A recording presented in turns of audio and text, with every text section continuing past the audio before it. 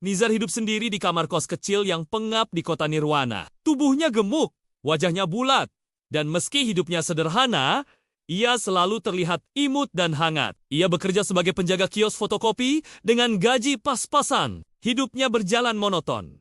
Pagi membuka kios, malam menutup kios, lalu tidur dan mengulanginya lagi. Ia tak punya banyak teman, tak punya ambisi besar. Satu-satunya harta berharganya hanyalah sebuah sepeda tua yang setia menemaninya kemanapun ia pergi. Meski hidup serba kekurangan, ada satu hal yang tidak pernah hilang dari Nizar, kebaikan hati. Ia memiliki kebiasaan kecil yang sering luput dari perhatian orang lain, membantu orang tua menyeberang, memungut sampah di jalan, atau berbagi makanan dengan kucing liar. Namun, semua berubah pada suatu pagi yang terlihat biasa. Saat sedang menyapu halaman depan kios, ia melihat seorang ibu tua jatuh dari becak karena lututnya lemas. Tanpa ragu, Nizar segera menghampiri, membantu ibu itu berdiri, mengangkat belanjaannya, dan bahkan memanggilkan transportasi lain yang aman agar bisa pulang dengan selamat. Setengah jam kemudian, saat ia duduk dan membuka ponselnya, sebuah notifikasi mengejutkan muncul.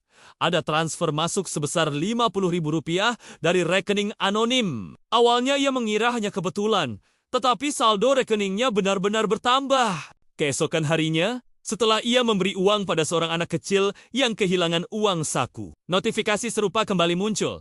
Kali ini, Rp100.000. Dada Nizar mulai berdebar. Ia merasa ini bukan kebetulan. Sejak itu, ia mulai mencatat setiap perbuatan baiknya dalam sebuah buku kecil. Dalam seminggu, setelah menolong seorang pemulung tua menyeberang jalan dan membawakan barang-barangnya, ia mendapat transfer Rp300.000.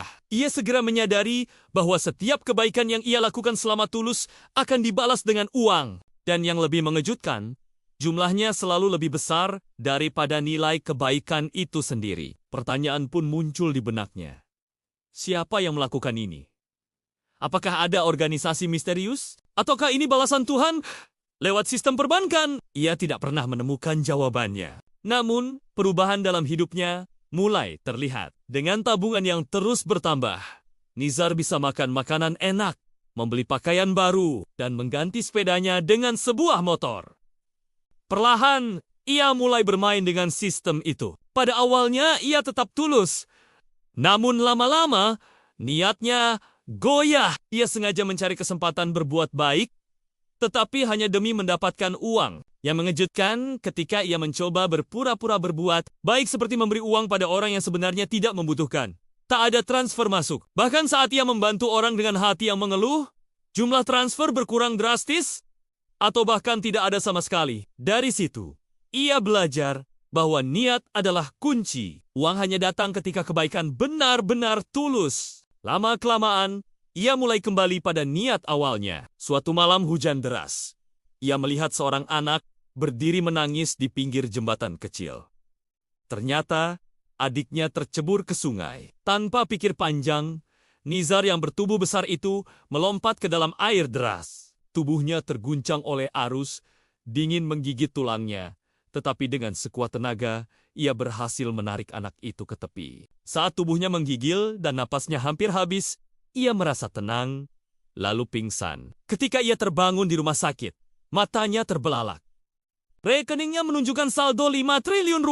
Air mata menetes di wajah bulatnya. Namun, bukan karena uang itu. Ia tahu bahwa ia telah melakukan sesuatu yang benar-benar besar, menyelamatkan nyawa dan melakukannya tanpa pamrih. Untuk pertama kalinya dalam hidup, ia merasa bahwa hidupnya benar-benar berarti. Namun, setelah peristiwa itu, semuanya berhenti. Tak ada lagi transfer masuk, meski ia terus melakukan kebaikan membagikan sembako, menjadi guru sukarelawan, atau menyumbang untuk korban bencana. 1 hari berlalu, 2 hari berlalu, lalu seminggu. Tidak ada notifikasi lagi. Kecemasan sempat menyelimuti hatinya. Ia bertanya-tanya, apakah dirinya sudah tidak layak, atau apakah semua itu hanya ilusi belaka? Namun, ia tidak pernah berhenti. Kebaikan sudah menjadi bagian dari dirinya, dan ia merasa tidak bisa kembali hidup tanpa itu. Hingga suatu malam, sebuah pesan muncul di layar ponselnya. Bukan transfer, bukan notifikasi bank, hanya tulisan sederhana, "Engkau telah lulus." Mulai sekarang, balasanmu bukan uang, tapi hidup yang penuh makna. Teruslah menjadi cahaya, meski dunia tak selalu membalas. Tak ada pengirim, hanya kalimat itu. Dan Nizar pun tersenyum senyum paling tulus yang pernah ia miliki. Bertahun-tahun kemudian, Nizar dikenal sebagai sosok yang mengubah hidup banyak orang. Ia mendirikan yayasan sosial, sekolah gratis, dan klinik kecil di daerah miskin. Wajahnya yang bulat, tubuh gemuknya yang ramah, dan kebaikan hatinya menjadi ikon kehangatan di kota Nirwana. Namun, ketika orang-orang bertanya tentang awal mula semua itu, ia hanya menjawab sederhana dalam sebuah tulisan di buku hariannya. Semuanya berawal dari satu kebaikan kecil dan sebuah notifikasi misterius.